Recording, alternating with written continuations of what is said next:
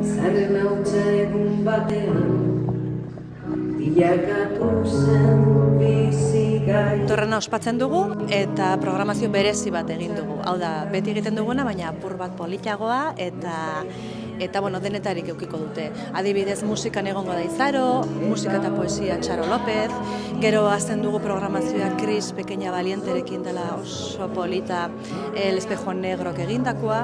Bueno, dago, ikuskizun asko egongo dira, jende mota guztientzako eta adin mota guztientzat, baita ume txiki-txikientzat, 6 hilabete dituzten umeentzako.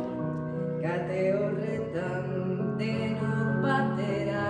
Orain dela 30 urte eraikin honi Torrezabal izena jartzeko aukera izan nuen, lehiaketa baten bidez. Eta niretzako plazar bat izan da orain 30. urte horren hori ospatzeko lema proposatzea. Eta Torrezabal bilakatu zen bizigai izan da, bizirik iraun dezan eta zabalik batez ere. Neu ere, 84an jaio nintzen, berarekin batera hasi egin naiz, pertsonalki eta profesionalki.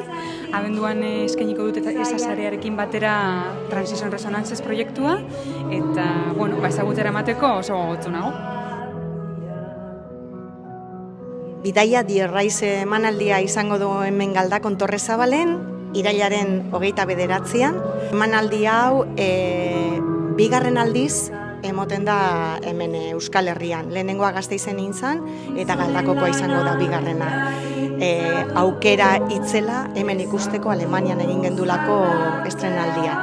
Ez, eneuke esango antzeslan bat danik, eneuke esango kontzertu bat danik, dana batera da. Multidisciplinarra da, dantzaren presentzia oso potentia da, musikarena batez musika da hildoa. Gure sustraia